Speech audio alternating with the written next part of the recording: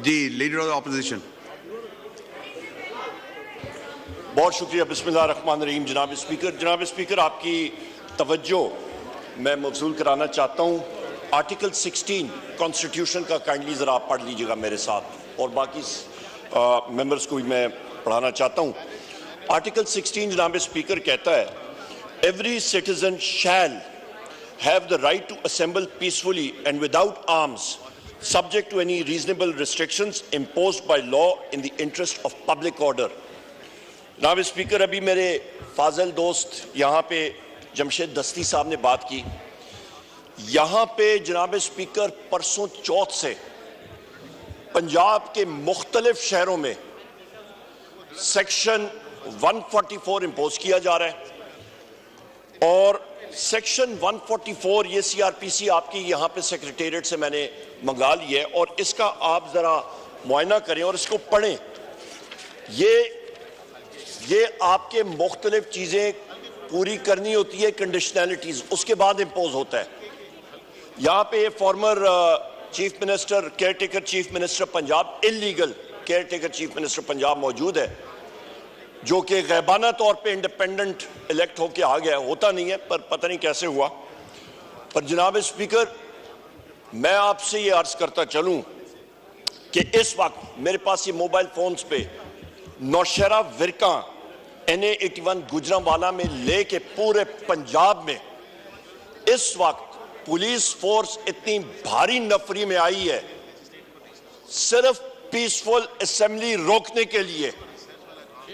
यहां पे PMLN या कॉल करे या कोई फंक्शन करे, या तो सियासी पार्टी, या तो आप ये हाउस डिसाइड करे कि पाकिस्तान एक डिक्टेटरशिप है, पाकिस्तान एक जमहूरी निजाम नहीं है, यहां पे कोई जमहूरियत नहीं है, यहां पे सिर्फ मुस्लिम लीग नून की डिक्टेटरशिप है, और हमें एक नया हिटलर शहबाज शरीफ के शक्ल में मिला है, और हिमलर जो है वो मोहसिन नकवी मिला है। ये हम लोग या डिसाइड कर लें तो फिर तो दूसरी बात है। पर जनाब स्पीकर, यहां पे जितने हमारे साथी हैं लाखों वोट लेके आए हैं, हम लोग इसकी मुज़ामत भी करते हैं, और फिलफोर इस हाउस से इंस्ट्रक्शंस जानी चाहिए पंजाब की इंतजामिया, और बिलखसूस मैं ये बात यहां पे बात करता हूं, इसको आप हज़फ करें या जो भी मर्जी करें, जो पंजाब का IG है वो एक टाउट है, वो करप्ट आदमी है डॉक्टर उस्मान। वो क्लियर कट बात मैं करता हूं। ये टाउट लफ्ज को हम एक्सपेंस करते हैं। मैं आप जो मर्जी करें स्पीकर साहब, पर मैं ये बात मैं क्लियर कट, क्योंकि ये दिल से बात आ रही है। उस शख्स ने अपना, मेरा ख्याल है, आखिरत भी खराब की है, और लोगों के खिलाफ जो जुल्म जबर होता रहा है। पंजाब पुलिस एक पुलिस फोर्स नहीं रही है, वो पुलिस फोर्स से मर्सनरी फोर्स में डॉक्टर उस्मान और इस शख्स मोहसिन नकवी के किए हुए करतूत की वजह से बनी है।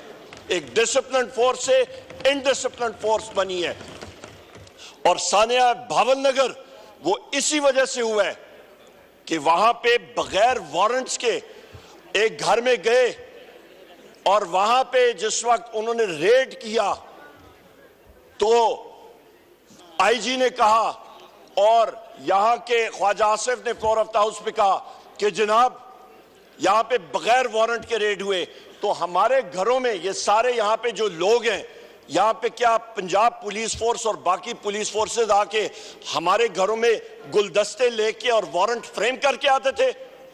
हम लोग पूछते हैं जनाब स्पीकर इन लोगों से, ये इस पुलिस फोर्स को मर्सनरी पुलिस फोर्स बनाने में ये लोग जिम्मेदार हैं। We condemn this. और दूसरी अहम बात जनाब स्पीकर, यहां पे फ्री असेंबली होनी चाहिए, आपकी चेयर से रूलिंग आनी चाहिए, फ्री असेंबली यहां पे आइन का मैं फिर कोट कर लेता हूं।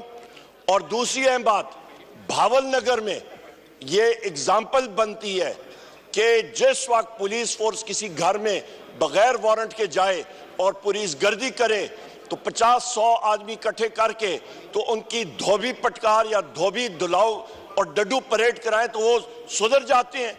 क्या ये मैसेज इन्होंने दी है?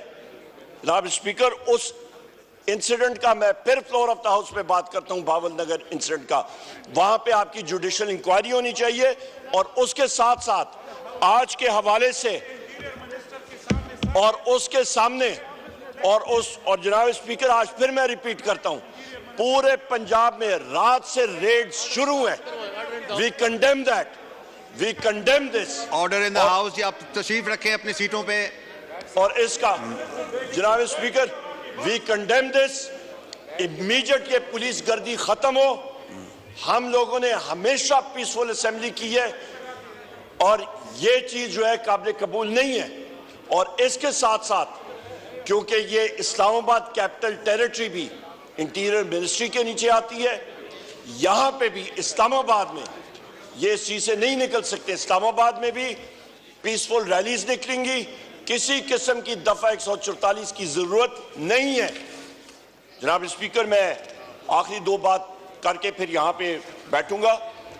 बुशरा बीबी का केस, यहां पे जो उनके साथ जुल्म सितम हो रहा है, एक छोटे से कमरे में अडयाला जेल की अथॉरिटीज ने उनको महसूल करके बंद किया हुआ है। उनको मेडिकल ट्रीटमेंट उनकी मर्जी की नहीं मिल रही। उनके स्कैन्स गवर्नमेंट अस्पताल में उनको मैनिपुलेट करने के चांसेस बहुत ज्यादा थे और जो होते भी रहे। हमारी डिमांड है कि उनको जल्द से जल्द रिहा किया जाए, क्योंकि वो इद्दत केस में कभी प्रोसिक्यूटर इधर भागता है, गवर्नमेंट का वकील कभी इधर भागता है, कभी उधर भागता है। बोगस केस है वो। और जनाब स्पीकर, उनको medical facilities, medical scan private अस्पताल से, शौकत खानम से और शौकत खानम के डॉक्टर से उनको मुहैया की जाए, क्योंकि हमें ये गवर्नमेंट के अस्पताल के डॉक्टर्स और इनके स्कैन्स पे बिल्कुल हमें भरोसा नहीं है, क्योंकि ये मैनिपुलेट होते हैं। जिस तरह के प्लेटलेट्स नीचे से एजेंसीज ने उस वक्त भी मैनिपुलेट किए थे। जनाब वाला, मैं आखिर में आपसे ये रूलिंग एक बार फिर चाहूंगा, आपसे एक क्लियर कट रूलिंग आनी चाहिए कि पंजाब गवर्नमेंट को और यहां पे फेडरल गवर्नमेंट को पाकिस्तान तहरीक इंसाफ के लोगों को दीवार से लगाने की कोई जरूरत नहीं है। हम लोग यहां पे ठीक ठाक तादाद में मौजूद हैं। हम लोग मुहिब वतन लोग हैं। 3 करोड़ लोगों ने पाकिस्तान तहरीक इंसाफ को वोट दी है। ये हुकूमत फॉर्म 47 की बैसाखियों पे आई है और ये ऐसी चीजें 2 मिनट में तब्दील हो जाती हैं। जनाब स्पीकर, जिंदगी का और हुकूमत चेंजेस का, मौत का कोई पता नहीं लगता। वक्त आने जाने में कोई चीज नहीं। जनाब स्पीकर, मैं इसीलिए आपका गुजारिश करूंगा कि प्लीज आपकी क्लियर कट फॉर डेमोक्रेसी ये रूलिंग जो है ये क्लियर कट है। अभी जमशेद दस्ती साहब ने बात की थी, यहाँ ये जमशेद दस्ती साहब यहाँ पे मौजूद हैं। यहाँ पे हमारे मुख्तलिफ साथी सारे पंजाब के मौजूद हैं। उनके हलकों में अभी ये जब जाएंगे तो इनके पीछे जनाब स्पीकर अरेस्ट के लिए पुलिस तैयार होगी। लिहाजा डिग्निटी ऑफ द हाउस आपने प्रोटेक्ट करना है। बहुत शुक्रिया जनाब स्पीकर। शुक्रिया।